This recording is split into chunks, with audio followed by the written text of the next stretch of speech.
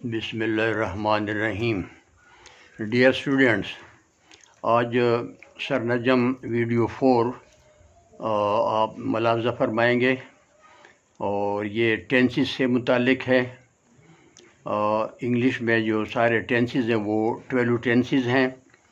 इन सब को हम डिटेल से इसकी ट्रांसलेशन करेंगे, आपको समझाऊंगा। और ये बात जहन में रखें कि मैंने जो टेंसेस की तरतीब रखी है वो बुक्स वाली नहीं है।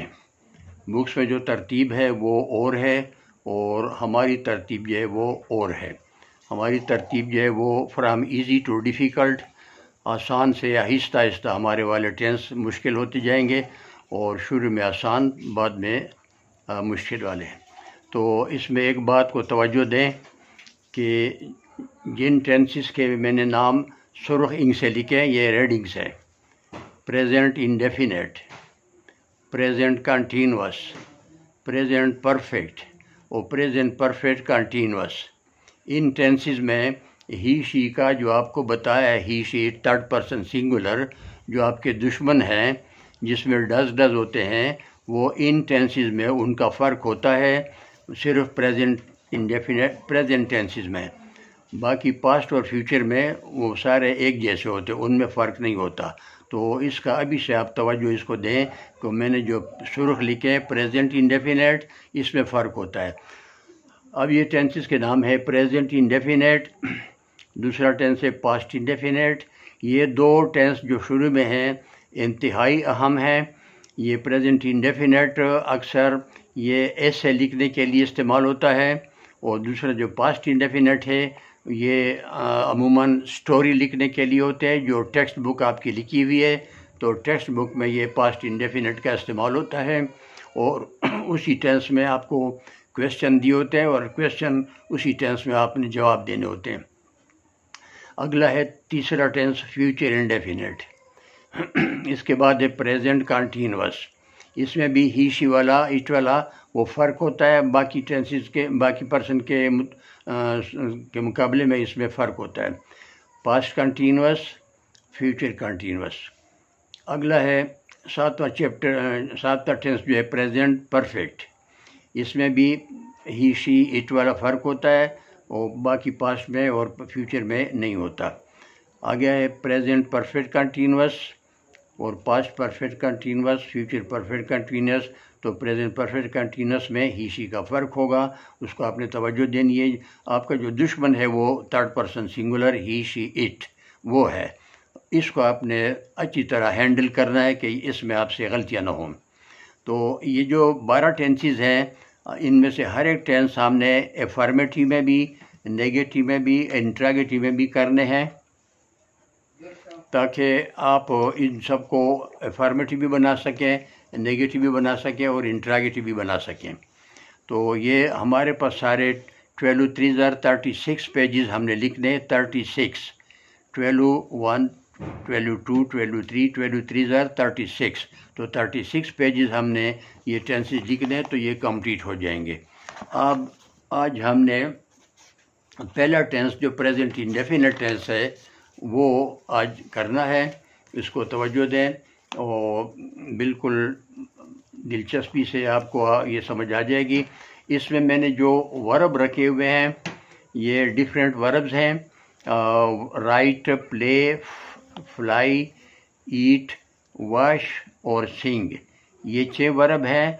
इन्हीं 6 वर्ब का हमने तमाम टेंसेस में इन्हीं वर्ब का इस्तेमाल करना है।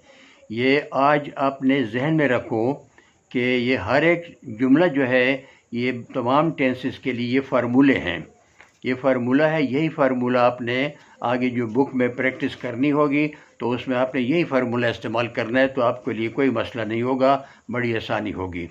अब ये प्रेजेंट इंडेफिनेट टेंस, इसमें ये शुरू में एफर्मेटिव में पहचान इसकी ये है कि इस टेंस को हम कैसे पहचानेंगे।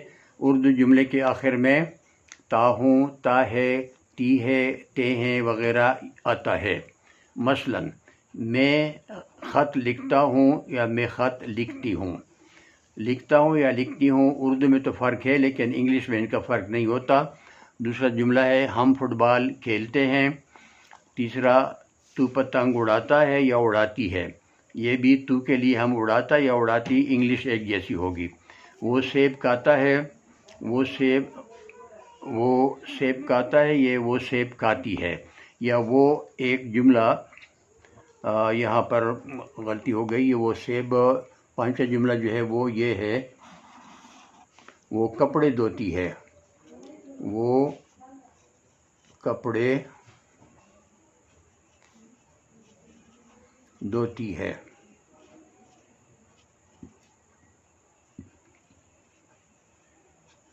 और चौथा जुमला है वो गीत गाते हैं। अब इनकी इंग्लिश देखें।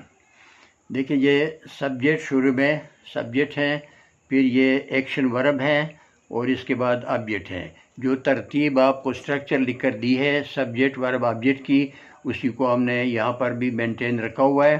तो अभी पहला जुमला देखें, मैं ख़त लिखता हूँ या मैं ख़त लिखती हूँ। तो यहाँ आपको नज़र आ रहा है आई के बाद ये DO आपको नज़र आ रहा है जो डॉटेड लिखा हुआ है। DO आप जानते हैं ये हेल्पिंग वर्ब में डू लिखा हुआ है, डू, तो ये वही डू है। और यहाँ पर मैं इस डू को मैंने नाम इसका रखा हुआ है डैडी और अम्मी, डैडी और अम्मी। डू है तो हेल्पिंग वर्ब, हम इसको आपको सिखाने के लिए मैंने इसका नाम रखा है डैडी और अम्मी। तो डैडी अम्मी यहाँ पर घर में नहीं है, ये डॉटेड लिखा हुआ है, ये गए हैं शॉपिंग के लिए, शॉपिंग के लिए गए, बाज़ार गए हैं, मार्केट पे गए, तो यहाँ पर है नहीं, आपने इसको लिखना नहीं है। लिखना आपने होगा कि I write a letter. I subject है, write first present form verb है, और अ लेटर जो है ये इसमें ए आर्टिकल है, लेटर इसमें ऑब्जेक्ट है, मफूल है। इसके लिए लेटर के लिए इट भी लिखा जा सकता है, I write it, but what is it, it is a letter, I write a letter. दूसरा जुमला देखिए वी, फिर ये डैडी अम्मी यहाँ से चले गए शॉपिंग के लिए, we play football, we play football.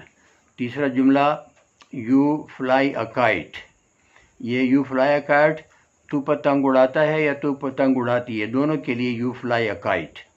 Fly याद रखिए ये वर्ब भी है और नाउन भी है। नाउन के तौर पर फ्लाई ये मक्खी को कहते हैं, हाउस फ्लाई घरेलू मक्खी, और ये वर्ब के तौर पर फ्लाई के माने है उड़ना। तो यू फ्लाई अ काइट। अगला देखिए वो ख़तरनाक पर्सन आ गया, ही, इसमें डैडी अम्मी के यहाँ बच्चे भी हो जाते हैं, डैडी अम्मी तो है दो, लेकिन अब ही और शी में इनके डैडी अम्मी के दो बच्चे पैदा हो जाते हैं, ई और एस, ई और एस दो बच्चे हैं। ई देखिए छोटा बच्चा है, ये अम्मी के साथ चिमटा हुआ है, ये अम्मी के साथ चिमटा हुआ है, और एस ज़रा बड़ा बच्चा है, और यहाँ पर ही ईट्स लगाएंगे, ही ईट्स एप्पल्स। ईट्स में जो आपको एस नज़र आ रहा है ये डैडी अम्मी का ये बच्चा है जो पड़ोसी के घर में बैठ गया है, ये पड़ोसी के घर में, इसका पड़ोसी है। और शॉपिंग के लिए गए हैं तीन, डैडी अम्मी और छोटा बच्चा, ये डैडी अम्मी और छोटा बच्चा शॉपिंग के लिए गए हैं।